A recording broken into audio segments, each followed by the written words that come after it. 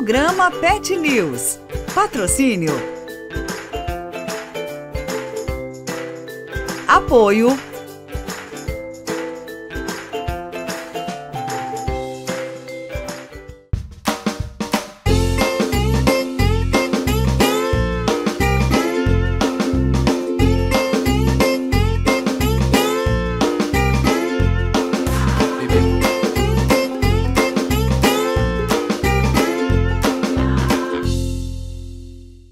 Olá, sejam bem-vindos ao Pet News, um programa feito especialmente para você que ama os animais. E nosso programa está repleto de novidades. Vamos falar sobre esse novo ramo da fotografia com pets, sobre nutrição de roedores e vamos conhecer um lindo viveiro de aves silvestres. E você é o nosso convidado especial. Quero que você participe conosco através das nossas redes sociais, enviando as suas dúvidas e sugestões. Para começar o nosso programa, vamos lá conhecer esse lindo trabalho da fotógrafa Tatiana.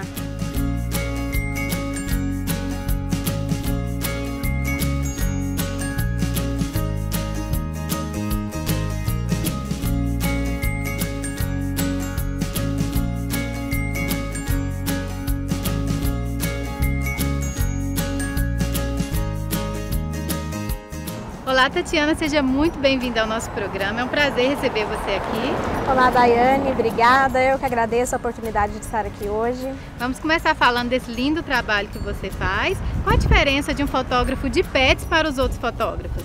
A diferença é que o fotógrafo pet, além dele precisar estudar toda a questão de iluminação, configuração de câmera, igual um fotógrafo normal, a gente precisa também pesquisar a questão do comportamento animal.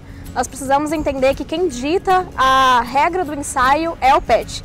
Então, o momento certo de parar, o momento de deixar o animal confortável, essa é a principal diferença.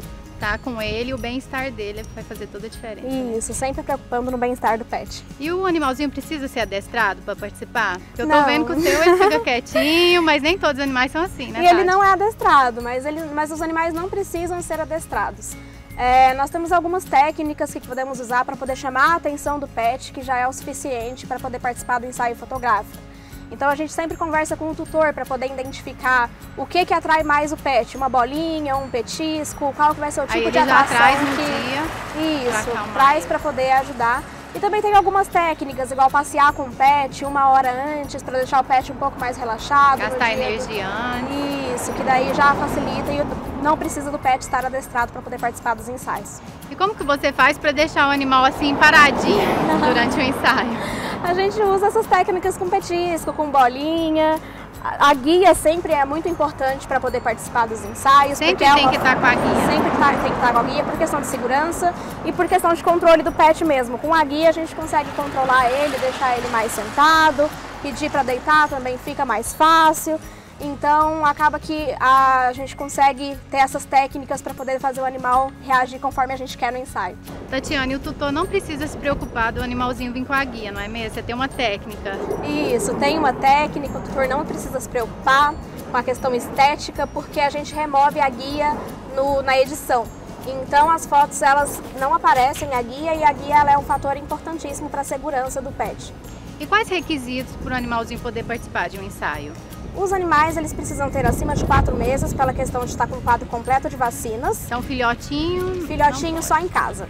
Então os ensaios externos eles não podem participar apenas do ambiente doméstico. Sim. E estando com o quadro completo de vacina, o animal não precisa ser adestrado, mas ele precisa ser dócil. Então se for um animal que ele apresenta algum estágio ali de agressivo, a gente não pode fazer o ensaio. E o tutor ele também pode participar do ensaio, se ele quiser? Pode sim. A gente faz as fotos dos pets com o tutor, com a família, com as crianças e sempre fica muito bonito. E normalmente você indica algum local para estar fazendo essas fotos com o pet? Eu particularmente gosto muito do ambiente externo, pela coisa do verde ali, o ambiente, né?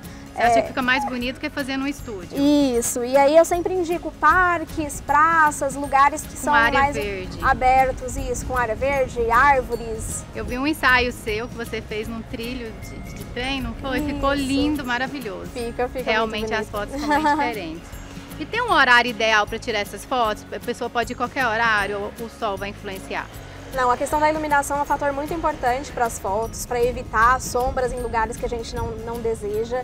Então, o ideal é a gente estar fazendo os ensaios externos sempre após as 4 horas da tarde, que o sol está um pouquinho mais baixo e mantém a iluminação mais legal para as fotos. E de manhã, no período, quem quiser fazer de manhã? De manhãzinha precisa ser antes das 8 da manhã. Antes de estar aquele sol forte. Isso, antes do sol ficar mais alto. E o que você não tolera nos seus ensaios, Tatiana? Em hipótese nenhuma, eu aceito agressão ao pet nos meus ensaios. Nem que seja aquela agressão que o pessoal fala que é para educar, que é para poder controlar o pet. Então, se a gente estiver em um ensaio e por algum motivo... O animalzinho não ficar quieto... O animal não ficar quieto, o tutor agredir o animal, a gente para o ensaio na hora e a gente desmarca e não tem ensaio. Tá certinho. E você trabalha com todas as espécies ou é só com cãozinho e gato? Eu trabalho mais com cão e gato. Você não tem coragem de tirar uma foto de uma serpente? Não, eu acho que é muito específico, de repente também não tenho muita familiaridade com esses tipos de espécies. Então hoje você trabalha mais com cãozinho e gato? Isso, mas inclusive o pessoal acha que é só gato, só cachorro, e gato também pode participar dos ensaios. Eu já fiz algumas fotos de ensaios de gato e fica super fofo, super legal. Tatiane, você trabalha com quadros, com books? Sim, após o ensaio, após o cliente escolher as fotos que ele mais gostou, a gente pode fazer tanto book quanto quadro, o que o cliente preferir. Tatiana, eu queria te agradecer pela sua participação. Eu que Seu agradeço. trabalho é muito lindo, eu já conheço. Eu tenho certeza que o pessoal de casa vai amar fazer um ensaio com você. Muito obrigada. Obrigada.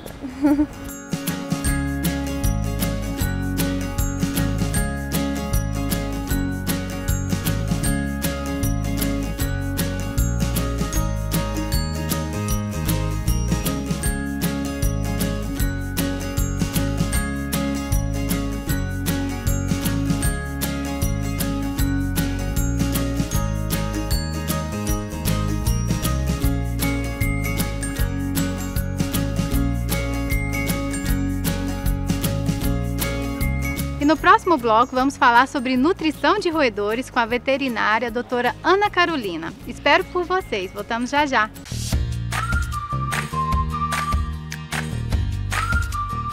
O nosso objetivo é acolher as pessoas, os seus pets, de maneira para proporcionar a eles uma experiência única.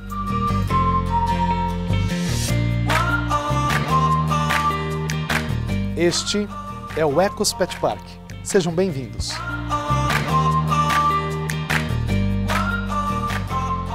Olá! Seja bem-vindo!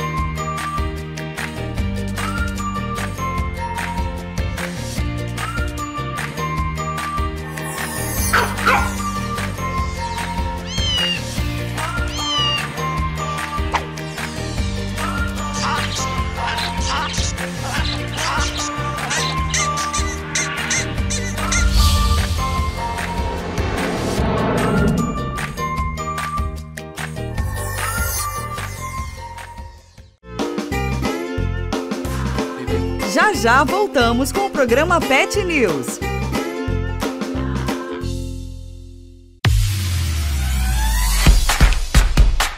A Lagoa TV realiza para sua empresa lives, comerciais, vídeos institucionais, reportagens, transmissões de eventos e vídeos de ofertas com mídia visual completa. Tudo isso para alavancar seu negócio ou seu evento. Lagoa TV. Ótimas ideias passam por aqui. Junte-se a nós!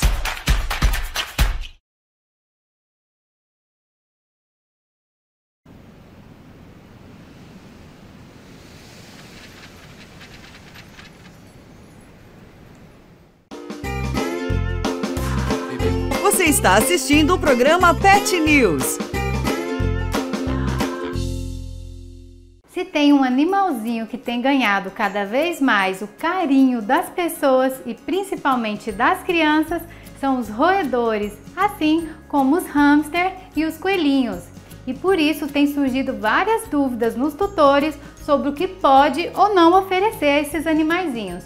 Por isso convidamos hoje a doutora Ana Carolina, que é médica veterinária especialista em silvestres, para falar um pouquinho sobre esses animais.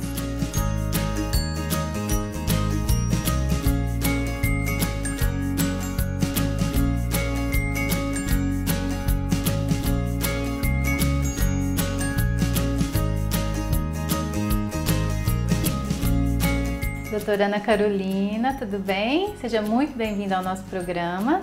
Obrigada pela oportunidade de estar falando um pouquinho mais desses bichinhos. Muito lindos, né, doutora Ana Carolina? Vamos começar falando sobre a ração. Eu posso oferecer somente ração para os roedores? Então, geralmente, quando a gente compra esses animais, tem essa ideia errônea de só dar ração, tá? E, infelizmente, esses animais precisam de uma alimentação adequada, tá? Que consiste em ração, vegetais, feno, tudo para poder tá acrescentando nutrientes e ajudar também na dentição desse coelho. Então não é só comprar um hamster e colocar ração, ele precisa ter uma alimentação extra. Isso, precisamos estar adicionando legumes, folhas, feno. E por exemplo, para o hamster, o que eu posso estar adicionando de comida natural para ele? Então, o hamster tem a raçãozinha dele própria e além disso a gente coloca alguns vegetais duros para ajudar no desgaste dos incisivos, né? Legumes, alguns tipos de verdura, por exemplo, o cabinho da couve, eles gostam bastante, brócolis, couve-flor, algumas frutas como morango, de preferência orgânico, para não ter agrotóxico. E quando eu for comprar a raçãozinha dele, tem alguma característica que eu possa observar na ração para escolher a melhor? Hoje em dia a gente tem um leque bem grande de rações específicas para esses animais. Sim. Então assim, por exemplo, a gente tem própria para hamster, própria para coelho, própria para porquinho da Índia. Então hoje em dia a gente tem essa facilidade. Doutora Ana Carolina, tem algum alimento que é proibido tanto para o hamster quanto para o coelhinho, que às vezes o pessoal de casa acha, não, eu posso oferecer o que eu quiser, algum que é proibido para eles? Então, tem que tomar muito cuidado, né? Roedor rói, né? Então, às vezes, eles podem comer algo que não deve, às vezes fica solto em casa, come alguma planta tóxica, né? E também essas guloseimas, geralmente pão, bolacha, biscoito, arroz, isso aí não é indicado. Criança às vezes tá com chocolatinho e quer agradar o bichinho, exatamente, exatamente, isso aí não pode ser oferecido. E qual a melhor forma de oferecer a água? Porque, por exemplo, esse hamster já veio com esse potinho de água. Quantas vezes por dia tem que trocar essa água, por exemplo? Então, com esse tempo nosso, eu recomendo umas 2, 3 vezes estar trocando essa água, deixar bem fresquinha. Isso. E cada espécie animal vai ter um bebedouro diferente. E esses animaizinhos, tanto o coelhinho quanto o hamster, eles podem tomar sol? Devem, para fixar a vitamina D, tá? Então é interessante. E qual horário e quanto tempo, doutora? Então, geralmente igual o bebê humano, né? Das 8 às 9, 10 horas no máximo e depois das 4 horas. E quais doenças mais comuns nessas espécies? Olha, a gente tem uma grande... Um leque grande de espécies de roedores, né? Então a gente tem os coelhinhos, né? Que é incluído na espécie de lagomorphos, por causa da dentição dele que é diferente. A gente tem também gerbio, diversos tipos de hamster, russo, o sírio, a gente tem os porquinhos da Índia, a gente temos as chinchilas, então a gente tem bastante espécie. Então conforme a espécie vai apresentar uma doença diferenciada. E quais sintomas, por exemplo, que um hamster vai apresentar se ele estiver doente? Então, geralmente esses animais, né, eles são presos na natureza, então eles não demonstram sintoma, por isso que a gente fala que é muito importante o proprietário tá trazendo a cada 6 meses, 1 ano no veterinário. Fazer um check-up. Isso, um check-up, porque a gente tem aquele olhar clínico que às vezes o proprietário não vê. E esses animaizinhos, eles dão muito problemas nos dentes? Problema dentário é 70% da casuística nossa na área veterinária desses animais. Então, esse problema dentário geralmente é a respeito de manejo errado, alimentação errada, não dar alimentos para favorecer o desgaste dentário, então esses animais têm muito problema com dentição. Doutora Ana Carolina, qual a quantidade ideal de oferecer a ração para esses animais? Porque, por exemplo, essa aqui, eu comprei ela no shopping, ela vem com esse potinho. Sim. Então a gente imagina que é só você vir, encher o potinho uma vez por dia que tá tudo bem. Só que não. E não, né? Assim, a gente costuma seguir a especificação de cada ração. Porque cada tipo de ração vai ter um tanto de fibra, de carboidrato, de energia, né, de vitaminas. Então, para balancear aquele tipo de ração, eles põem uma quantidade. Geralmente é 40 gramas por dia.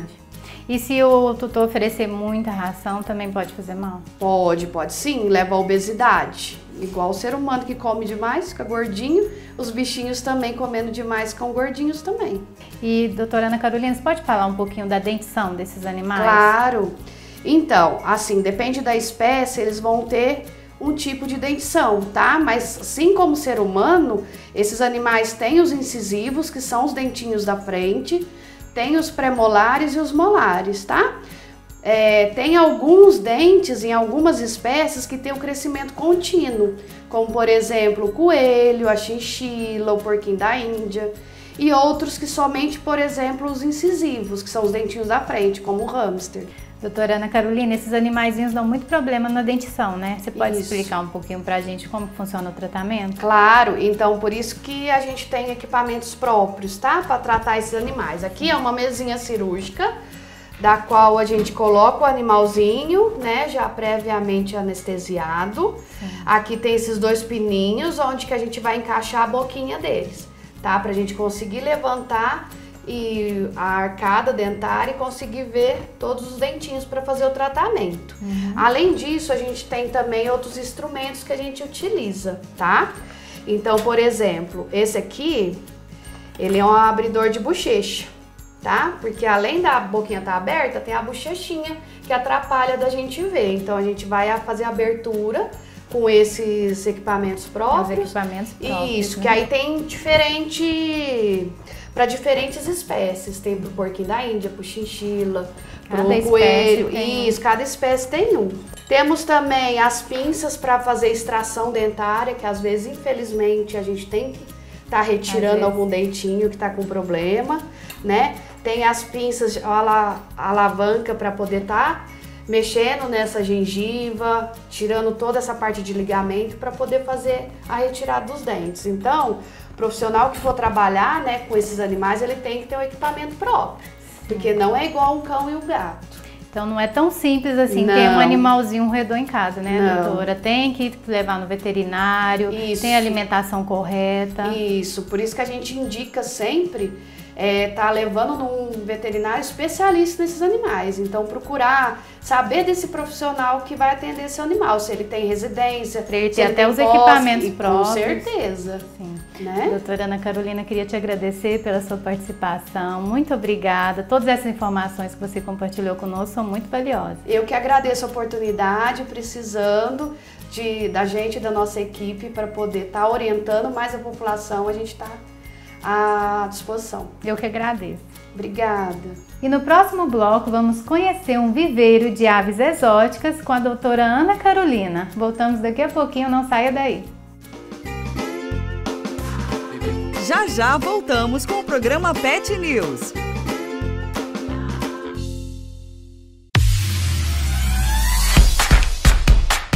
A Lagoa TV realiza para sua empresa lives, comerciais, vídeos institucionais, reportagens, transmissões de eventos e vídeos de ofertas com mídia visual completa. Tudo isso para alavancar seu negócio ou seu evento. Lagoa TV. Ótimas ideias passam por aqui. Junte-se a nós!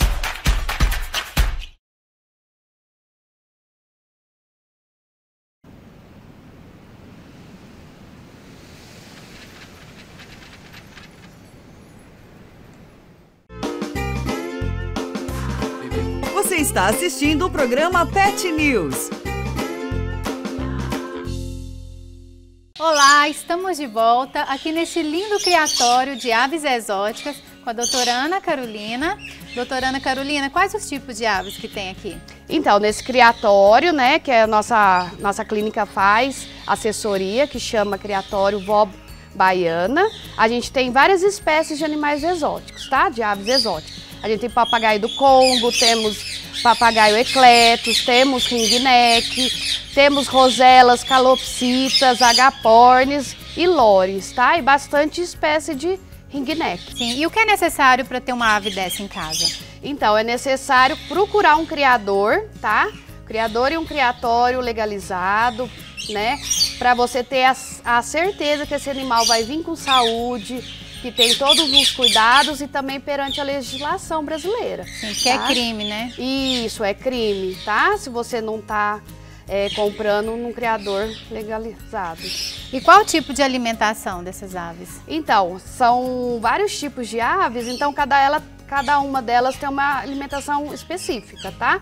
Mas basicamente elas recebem ração própria para a espécie, né?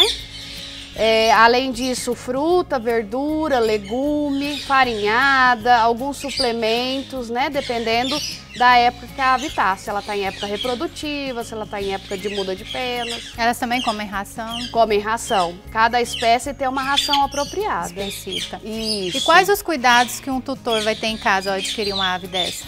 O principal, eu sempre falo que é consultar um veterinário especializado. Sim. Porque com ele, você vai conseguir saber toda a parte de manejo, nutrição, fazer um check-up da sua ave e ter também informações adequadas, né? E quanto tempo, em média, vivem essas aves? Então, temos aves aqui de várias durabilidades de vida, tá? Temos desde um papagaio do Congo de 50 a 80 anos. Olha, vive bastante. Vive bastante. Mais que a gente. Com certeza. E temos calopsita, que a média de vida é 16, 20 anos. Então depende da espécie. É bom, né? Porque muitas vezes a gente adquire um animalzinho e morre cedo e essas aves vivem bastante. Vivem bastante, dependendo do cuidado do tutor, né, do proprietário, elas vivem bastante. E quais as doenças mais comuns nessas espécies? As mais recorrentes na clínica são problema de bico, né? Porque o bicho não come alimentação adequada. Também é recorrente problema de fígado. Aqueles animais, aquelas aves que só comem semente. São, assim, doenças que a gente, né, tem mais... Muitas vezes relacionada à má alimentação. Muitas vezes. Por isso que eu falo que é importante o proprietário seguir o que o criador fala e o veterinário também, para ter a ave por muito, muito tempo. Para durar bastante. Isso. Em relação ao registro, o próprio vendedor vai fornecer? Isso, ele vai emitir, né, a nota fiscal e isso aí o proprietário tem a segurança de poder se locomover em qualquer lugar, né? Poder tá viajando com o animal, podendo ter tranquilidade. Se alguém vê uma espécie dessa na natureza e quiser adquirir, é crime, né, doutora? Isso. Tem que ser comprado diretamente. Essas aqui a gente não vai achar muito, porque elas são de outros países, né? Por isso que é um animal exótico, né? Então temos aqui da Austrália, né, da África, várias regiões, tá? Mas realmente, retirar o animal da natureza é crime. Sim. E cabe penalidades. E tem contraindicação? Alguma pessoa que não pode adquirir esses animais? Então, é bom, antes de comprar o animal, o proprietário ter noção do que o animal come. Por exemplo, os lores, né? Os lores, eles comem papa, né? Porque na natureza eles retiram néctar das flores. Então, é uma alimentação mais líquida. Então, com isso, ele vai ter umas fezes mais líquidas, né? Que não são diarreia. Diferente, por exemplo, dos papagaios, que as fezes já são mais densas. Então, o proprietário tem que ficar ligado nisso. Doutora Ana Carolina, a pessoa também pode adquirir essas aves de acordo com a região que ela mora? Tipo assim, uma pessoa que mora numa região mais quente, isso, ela pode adquirir uma espécie, a pessoa mora lá no sul, na região mais fria, e vocês indicam outra espécie? Então, geralmente, elas têm uma temperatura mais indicada, mas essas aves, como a gente tem aqui no criatório, basicamente é uma temperatura ambiente, tem que ter uma umidade adequada também, somente água fresca, né? Porque a nossa cidade, região aqui de Minas, ele faz muito calor, então tem que estar trocando direto essa água. Mas diferença assim, igual um cão, um gato, mais peludo ou menos peludo por causa da região quente, a gente não tem muita diferença não. Uma ave muito comum aqui na região é a calopsita. Né? Cada vez mais. Vemos bastante e uma coisa que acontece muito é elas voarem e fugirem. O que o proprietário precisa fazer para isso não acontecer? Isso é importante dizer, porque essas aves fogem e elas não sabem viver na natureza. Elas são criadas desde pequenininha no criador, né? Depois com a pessoa, então ela não sabe caçar, não sabe buscar alimento. Então é indicado estar fazendo o corte das penas das aves. Então quando essa ave foge, normalmente é porque as asas estão, né, com as penas grandes, né? Então sempre é importante o proprietário levar no veterinário para fazer o corte adequado. De quanto em quanto tempo? Geralmente de 4 a 6 meses, se o animal não estiver recebendo nenhuma suplementação. Mesmo o animal estando saudável, 4 a 6 meses é mais bom ou sempre menos. levar, Isso. porque muitas vezes eles não demonstram, né, doutora? A ave também é uma presa na natureza, né? Essas aves pets, né? Então, geralmente elas não demonstram. Quando demonstram, elas estão bem doentes. Então, às vezes ela já está enferma e o proprietário não percebeu. Isso mesmo, tem que estar levando, pelo menos a cada 6 meses, um ano no proprietário tá levando no veterinário. E aí, cuidando da alimentação, direitinho, ela vai viver bastante. Bastante, isso mesmo. Doutora Ana Carolina, eu queria te agradecer pela sua participação, por mostrar esse lugar lindo e maravilhoso e todas as suas dicas para o nosso público. Muito obrigada. Obrigada a vocês pela participação.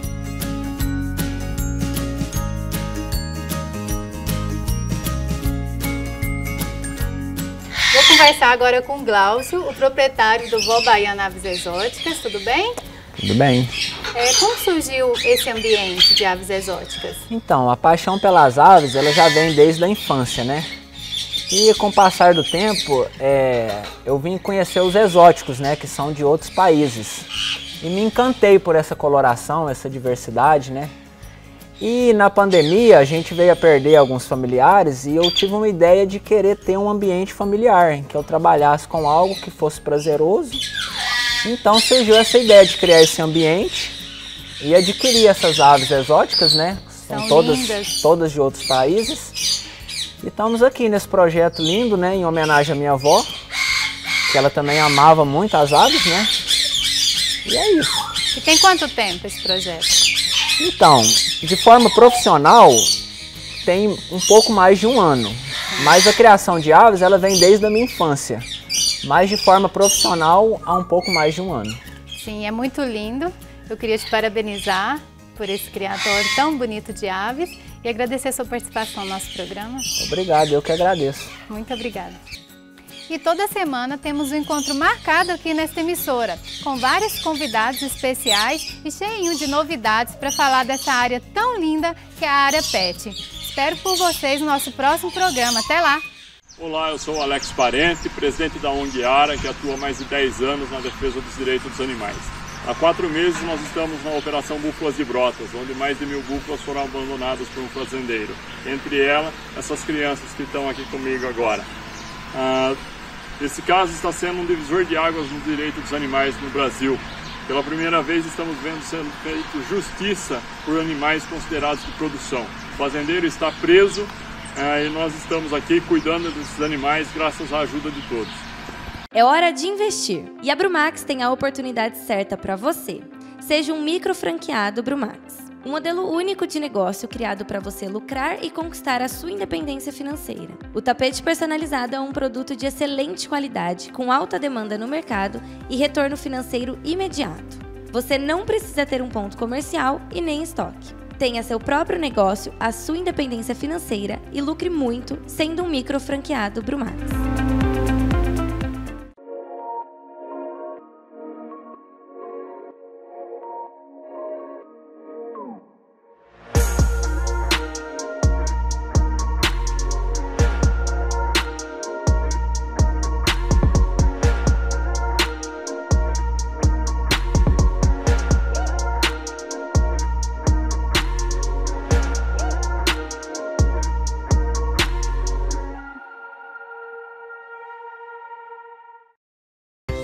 Programa Pet News. Patrocínio. Apoio